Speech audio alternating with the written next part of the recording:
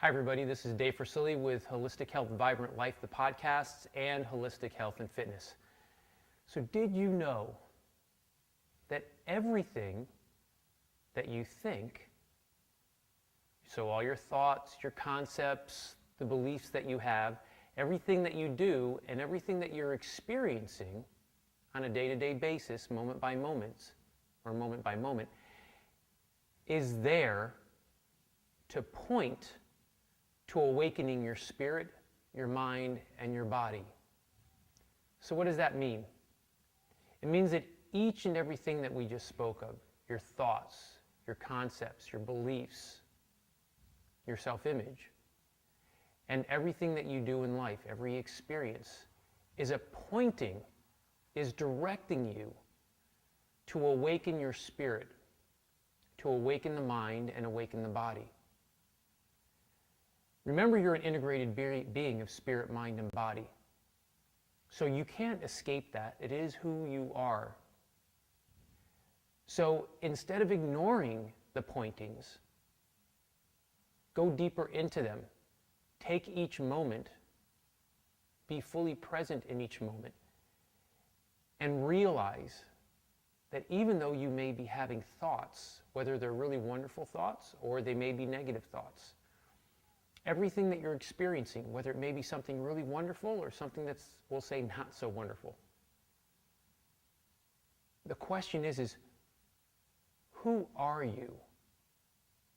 And who is it that's actually experiencing that experience?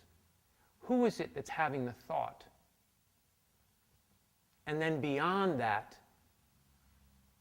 what is it or who is it that is observing what is having the thought, observing who is experiencing the experience, because that is the awakening. That is your primary purpose, is to awaken to who you are or what you are. And again, you are spirit first and foremost. You have a mind and a body. The mind and body are instruments of experience and expression. They are not who you are. They are instruments that you are giving life to and moving life through. You must start to grasp this. So when we're talking about your health and your fitness and your well-being, so much of it, so many of the challenges that you may be having in your health and your fitness and your well-being have to do with that you're getting caught up in being the person, the personality, as opposed to knowing and directly realizing who and what you are as beingness. Because when you begin to awaken to that, then the everyday challenges that you're having start to dissipate and go away. Because they're no longer being triggered by who you believe yourself to be, your self-image, your ego. You must start to grasp this. And when you do, you will start to realize, my gosh, all along, I was creating this whole thing. I was creating my pain and suffering. I was identifying with and perpetuating the health challenges that I was having because I believed that, okay, I have this. I'm stuck with it. But it's not you who's stuck with it. It's the delusional mind, the ego that has been created, the self-image, that says this is me and that's what I'm suffering with.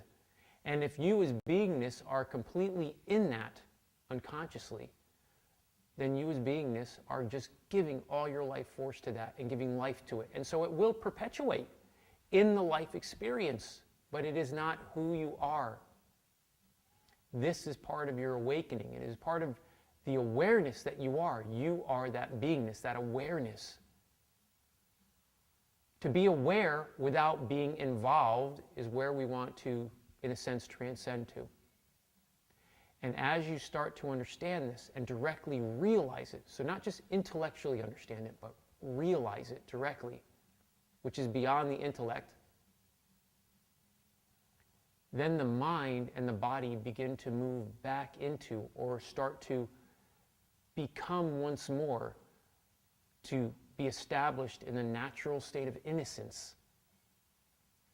And in that natural state of innocence, you as beingness, which is joy and peace and love and well-being, flows now to and through a mind and body that are in a natural state of innocence. And so there is no resistance or restrictions of the belief that I'm this illness, I have this and I'm dealing with this, I have terrible back pain, I have disc issues, the doctor says this, the psychologist says this, and you feel like that's who I am. Or you had a life experience, whether it was when you were young or you just had it yesterday, and you think, this is what happened to me, so this is who I am.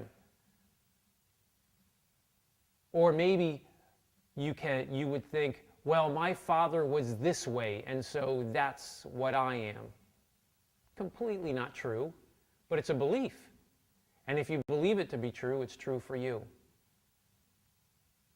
So letting go of all of that, letting go of the beliefs that you are a person or a personality, and that that's your lot in life, which again is not true, letting that go, then the mind starts to open and become its natural state of innocence again.